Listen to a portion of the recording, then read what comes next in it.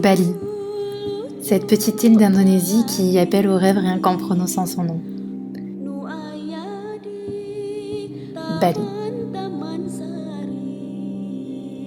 Elle est aujourd'hui très prisée par les touristes et parfois certains en ressortent un petit peu déçus.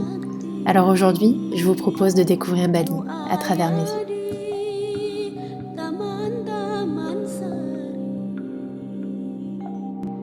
Pour moi, Bali rime avec authenticité. Les gens sont souriants, accueillants, généreux. C'est la chose qui m'a le plus frappée et pourtant c'est la chose que j'ai le moins filmée parce que je voulais garder leur intimité et vivre l'instant simplement. Les rizières sont omniprésentes à Bali, on peut en voir un petit peu partout. On peut aussi apercevoir ces paysans qui travaillent de façon acharnée, souvent des femmes d'ailleurs, qui passent leur journée à faire fuir les oiseaux ou à s'occuper des récoltes. Pour voir ces rizières, on est allé jusqu'à Munduk. C'est un petit village niché en haut des montagnes, au nord de Bali. Munduk est plus connu pour son lac Beratan et son temple, mais c'est aussi un lieu plein de nature avec des cascades et des rizières à perte de vue.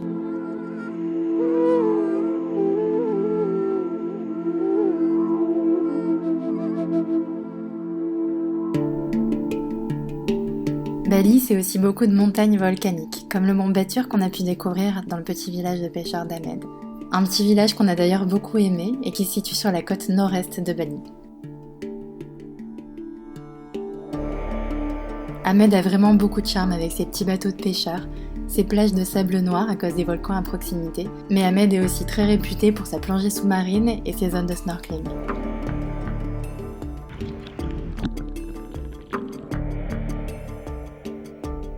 Si vous aimez plonger, même si c'est simplement avec un masque et un tuba comme moi, c'est vraiment un spot idéal. Il y a différents endroits où des navires se sont retrouvés au fond de la mer suite à des séismes. Nous, on a fait le Japanese Shipwreck.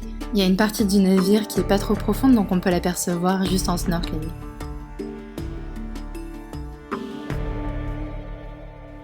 Et en parlant d'animaux, vous ne pouvez pas passer à Bali sans y voir des singes.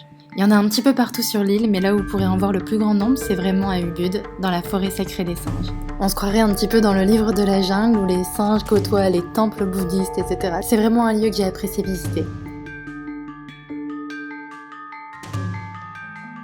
Le bouddhisme d'ailleurs fait partie intégrante de la culture balinaise. Partout dans les rues, vous trouverez des offrandes, de l'encens qui brûle et des jolies confections de fleurs. Les balinais sont très spirituels et font leurs offrandes tout au long de la journée.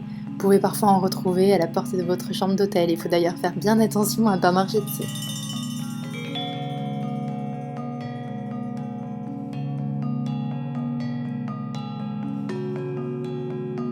En ce qui concerne l'hébergement, justement, Bali c'est comme un petit peu partout en Asie, ça reste relativement accessible.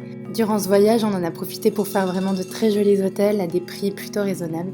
Je vous mettrai d'ailleurs les liens de chaque hôtel qu'on a fait dans la barre d'infos sous cette vidéo. Ce que j'ai adoré aussi à Bali, c'est leur goût pour la décoration. À chaque fois, j'étais juste émerveillée, je prenais plein d'idées pour refaire à la maison.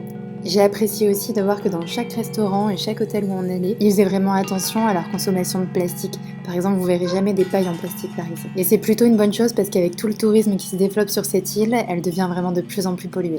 Enfin voilà, comme vous pouvez le voir, j'étais plutôt frustrée de ne pas pouvoir tout ramener avec moi à la maison, notamment parce que j'avais juste un petit sac à dos, car j'en viens à notre moyen de locomotion sur cette île, le scooter. Pour tout vous dire, on est parti à Bali avec de grosses valises, mais on s'est vite rendu compte qu'on avait envie d'un petit peu plus d'authenticité et faire vraiment toute l'île uniquement en scooter, donc avec les valises c'était pas possible. Alors on les a laissées à la conciergerie de notre hôtel et on est venu les rechercher presque 2 semaines après. Le sac à dos était assez lourd et on avait vraiment le strict minimum, mais voyager de cette manière a été hyper enrichissante. On passait vraiment dans les petits villages où il n'y avait pas vraiment de touristes et de cette manière on avait l'impression de voir le vrai Bali. C'était vraiment une superbe expérience.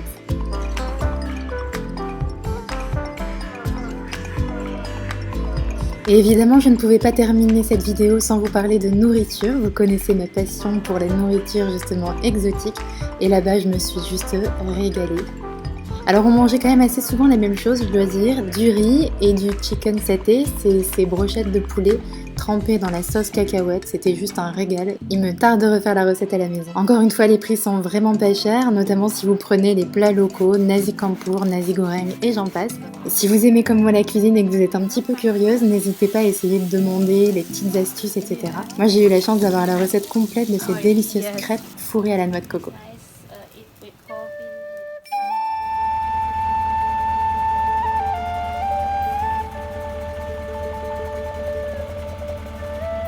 Cette vidéo touche à sa fin. J'espère que ce voyage à Bali à travers mes yeux vous aura plu. N'hésitez pas à me le dire en commentaire. Moi, je vous fais plein d'énormes bisous et je vous dis à très bientôt pour de prochaines vidéos.